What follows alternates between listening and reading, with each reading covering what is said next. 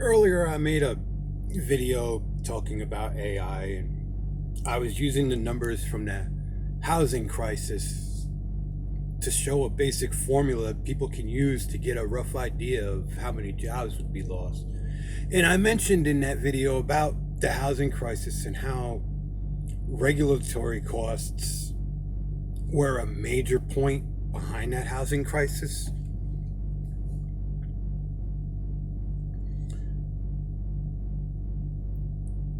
When there was a housing act passed underneath Bill Clinton. I can't remember the name of the housing act.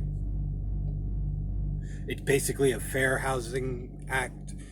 And the idea behind that act was, I don't remember what rent was at that time, but say the average rent at that time was $500 to $600 a month. At that time, the average person could mortgage a modest home, which at that time was around $100,000, $75,000 to $100,000. You could get a really nice home back then, outside of the cities, and your mortgage would be less than what most people are paying rent. So that's why this whole bill was passed in the first place. It was to get more people into homes. This isn't a rag on conservatives, it's just a fact. When that bill was passed, there was a lot of things put in there, and some things that were put in there were explicitly put in there to hike regulatory costs.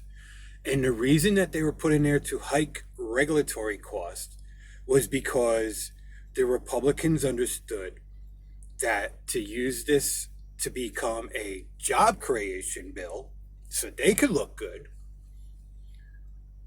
they needed to make sure that mortgages were at a point where they would be going to new homes under this bill, which is pretty much what they did. I mean, you could buy older homes, but usually you're buying homes that were remodeled and everything. So there's still a lot of work in them homes, and it was kind of it wasn't a new home, but it was a new old home because it was completely redone inside in most cases. The problem was, I went through this back then. You had a lot of people that they were buying homes that the math said they could afford the home. But realistically, someone who sat down and did their budget, they knew they couldn't afford the home.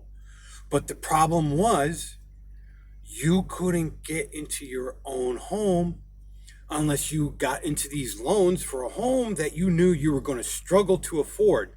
Meanwhile, a mile down the road, you could find homes like the kind of homes I like. I like old homes. I like homes with character.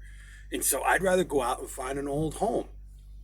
And one of the most extreme cases I ever found, I lived in New York. I lived up in the Catskill Mountains. I lived in Monticello, New York. Me and my girlfriend, I finally decided, you know what, I'll go out and I'll consider buying a home. And I was turned off on buying a home for years because it was such a horrible experience. We went right across the river, about 45 minutes from where I work and where we lived. We went across the river into Pennsylvania. I found this beautiful farm. It was on 4 or 5 acres of land. It was an old farmhouse. And I'm talking a real farmhouse. We're talking a living room, a monster old style kitchen, eat-in kitchen. Plus it had a big dining room.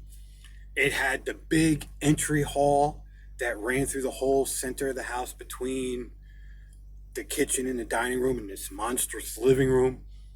It had 3 floors, and both the upper floors were all bedrooms. So I think it was 5 or 6 bedrooms. I mean, this place was a monster. It had an old silo in it. For me, I play guitar, and I had all kinds of studio recording equipment at the time, and the silo to me was the most awesome thing in the world because that was the perfect place to build a studio just for the acoustics. Anybody who's a musician and never been in a silo, they get it. They understand exactly what I'm talking about. And the acoustics in there would have been awesome. And on top of that, it had a barn, which could have been more as a traditional studio, and also a workshop. Had a stepson, and we could have had a lot of fun with cars in that garage. That it was actually a barn, but it would have been easy to turn into a studio slash garage. And it had a pond on it. I'm an avid fisherman, and it had a big pond on it. It wasn't a little pond. I mean, it was a big pond. And I think it was $47,000 or $48,000, and I couldn't get a loan for this. I could afford that with no problem. I could afford that. I knew even if I lost my job, which because I grew up in a poor county, I understand the reality that which most people now understand. Before the housing crash, a lot of people didn't really understand this concept, but whenever you're thinking to the future, you have to look at everything and say, okay, if everything goes wrong, will my unemployment insurance be able to pay these bills while I get back and find another job? Most people didn't grow, after especially with the .com, you had a whole generation of people that had no understanding of this concept at all, and a lot of people from the 80s. So you had pretty much two generations where a lot of people had no concept of thinking like this. A lot of people do now, though. The housing crash, that's why I did so good in the housing crash. I grew up in that economy. When the housing crash came, everybody was shell-shocked, and I just took off running. I mean, me and at the time, my ex-wife now, but my wife, we lost everything. I mean, literally everything. And we had to build literally from the ground up. I'm talking from the streets, living in the streets. We built from the ground up. And in less than 5 years, we went from losing everything to owning our first home. But like I said, it was the kind of economy where everybody was so shell shocked they had no idea how to work with that economy. And I took off running. But it goes back to the point though of what happened with that economy in the first place.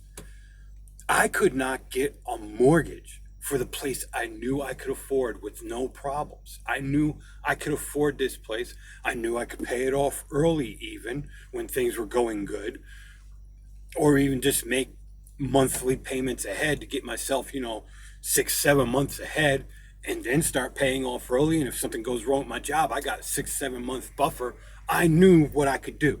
I knew that was the kind of place I needed to buy. Every place I went to try to get a mortgage, they kept wanting me to get a mortgage for $100,000, $125,000, and they're like, "Oh, the math all adds up. You can afford this with no problem." And I knew I couldn't. The thing people didn't realize was, at the time when I was doing this, I was working in a hotel, and at that time, I wasn't even an assistant Gardonnay chef yet. I was just I was a runt, a minimum wage runt in a hotel. And so they weren't looking at my past history, but I worked management for a lot of companies. And even though I'm a high school dropout, I mean, I've been so far up in the company ladder in Fortune 500 companies. I'm the fourth guy in line in some companies that I've worked for. The fourth guy in line, literally the fourth guy. The president, vice president, my boss, and then me. And I'm talking Fortune 500 companies, blue chip companies. So I'm not a stupid person, but most people didn't really pay attention to what my employment history was. They didn't look into it. All they looked at is my job titles. And so they had no idea what I did when I worked in management. So, they kept trying to treat me like they treat everybody else. and trying to sucker me into getting these loans that I understood I couldn't afford because I had the math. I had the career where everything with that math, I understood the math. And yeah, the math says it works, but what a computer says and what happens in the real world are two very different things. Real world economics and computer generated economics do not meet in the middle. The problem is computer generated economics tend to lead to exactly what happened in the housing crash. And everybody was using computer generated economics, which led us into that housing crash. And it's because of the idea that Republicans wanted the fair housing bill to also be a job creation bill, which it was. It wound up because everybody was getting into these new houses. It's blew up the housing market where all these new houses were being built. It's also the Achilles heel. Even right now, I can go right now and I could find houses that are ready to move into for under $30,000. I mean, literally ready to move into. Maybe, no, you might have to throw a splash of paint on them. That's it, literally. A splash of paint and it's done. I can find them where $20,000 to $25,000, some cosmetic work, but they're still livable. But you can move into them and do the cosmetic work. But you cannot get mortgages for these homes. And the reason why is the regulatory costs behind the mortgage. On a $50,000 mortgage, the bank make $250 on the closing. On a $200,000 mortgage, the bank will make $1,000 on the closing. So, but anything under $250, it's just not worth it for them. And so they're not making any money. There's no money for anybody else to make in the closing process because of all the regulatory fees. And it's a major issue. And it's one of them issues where it's bad political choices. I mean, the politicians made bad policy choices. And that was my point on an earlier video that I did about why they won't talk about AI now. Because everybody knows what's coming with AI, but none of the politicians will address it, because by addressing it, then they have to address all the bad policy choices that they've made in the back. That's why nobody's ever really addressed the housing market issue. They all go after Wall Street, and they're willing to hang Wall Street up high and no issue and throw them underneath the bus and do this and do. But they don't want to talk anything about any of their policies that influenced Wall Street in the first place. I'm not condoning Wall Street, believe me. I think Wall Street was definitely the vulture in the whole housing market crash. But the reason that it became the vulture in the first place, you still have to go to the root of that, and it comes down to policy choices made by politicians, which led to bad regulation. Regulation, when you don't look at the real world cost of regulation, all they look at is the financial cost. And that's why you get so much bad regulation. And the housing market is a perfect example of that because of what happened with the mortgages. And even now, people now, like I said, I can go out and I can find livable homes for between $25,000 and $30,000. Livable homes. Some of them you don't even need to put paint. You just move in. They're ready to move in. They're nice. They're clean. They're immaculate. And you cannot get mortgages for these homes. And it's because of the regulatory costs behind the mortgages. And that's what really needs to be addressed. When politicians like talking a big game, but when it comes to actually fixing the problem, they don't want to fix the problem if it means that they have to look back and say, oh, we made a mistake back here. And that's what led to the whole housing crash. And it's because of the regulatory issues in the first place, the cost behind the regulatory policies that were passed. They all carry costs. And the financial costs led to a horrible human cost. And it's all because of the choices politicians made. I mean, if that's all they need to do now is they just go and they can fix some of it's just simply fixing. It's not throwing out all the regulation, it's just throwing out the bad regulation that they put inside good regulation. Because we need regulations. We need, as much as I hate the EPA, we need good EPA policies because, we need good environment. We need to be good stewards of our world, of the earth. It's the same in the housing market. We need regulation in the housing market to protect people, but at the same time, we need good regulation. And we need to get rid of the bad regulation that's inside of good regulation. Because that's most people when they come off as anti-regulatory and anti-government and anti-environmental and this and that, it's not that they're actually against doing good. They're against all the negative effects of bad decisions made by politicians. And the housing crash is a perfect example. So, I said I'd make a video about that when I did that. And it's really that simple. That's really what had led to the housing crash. It was the problem with the mortgages in the first place, the way that all the regulatory fees cost.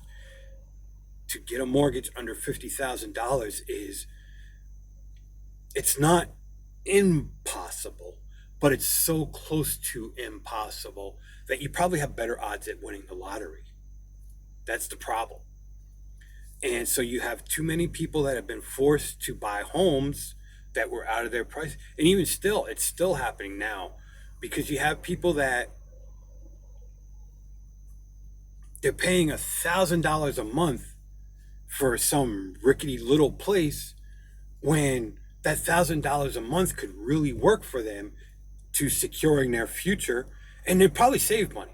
I mean, my mortgage, I had a beautiful house on almost 2 acres. Actually, it was over 2 acres of land. I think it was 2 1/3, 2 1/4, something like that. It was over 2 acres, but it was less than 2.5 acres. It was a full custom house. I mean, this was an immaculate house. All a true cedar house, all cypress wood inside, vaulted ceilings, terracotta floors. I mean, it was a high-end house. It wasn't. And my mortgage for that house was under $800 a month. It was 700. I think it was 759 a month. And now I'm paying $1,000 a month for a 2-bedroom mobile home. I mean, and that's why the bill was passed in the first place, just because of situations like that. I mean, I'm paying $1,000 a month now for nothing. I mean, I lost the house in a divorce, in case you're wondering. And I don't want to get into it, but the house was lost because of the divorce. But I had a beautiful home and I had everything set up. I mean, and that's why the fair housing bill was passed in the first place. I can't remember the exact name of the bill, but that's why that bill was passed in the first place, was because of the situation of people like me where there's no reason why I can't afford a reasonable mortgage. And then I wind up in a situation now where, because of someone else's choice, the house had to go, and now I'm renting a mobile home for $1,000 a month. And that's how that whole bill came to be. And now I can afford a mortgage, but I don't want. I'm 40, 46 years old. I don't want a 30-year mortgage, and I don't want a mortgage. I don't want a $250,000 debt over my head. And there's no reason why I shouldn't be able to go take it. There's all these homes out here that are affordable, but I can't get a mortgage for them. And I mean, some of these places are beautiful places. They're everything a person would want, but you can't get them. You can get them after an investor comes in with cash and buys the house for $25,000, $30,000, and then they tear apart a perfectly livable home, and then they turn it into a $150,000 home. Then you can get a mortgage for it. But by that point, for me, not only is all the character gone, but the whole prospect of why I wanted the home in the first place is gone. And that was the whole issue. And that was the problem that created the whole housing market crash in the first place. And now we're going right back into that again. Because the reality is another housing crash is coming. And the housing crash is coming ironically because of the video I made earlier about AI. I mean, we're in for a whole world of hurt. It's depressing. I wish I could stop thinking about what we're going into, but I can't. I got 3 daughters. I got a stepson, got a girlfriend I'm taking care of. I have other people that I worry about, even though I shouldn't be worrying about them. I still worry about them. And the world is in for a world of hurt. And I worry about everybody, and I worry about myself too, but I worry about everybody else, and it's depressing. And it's really dampening everything I looked forward to with any kind of hope. And I'm worried about a lot of people. Like I said, even people that I shouldn't be worried about, because I really shouldn't, but I still worry about them.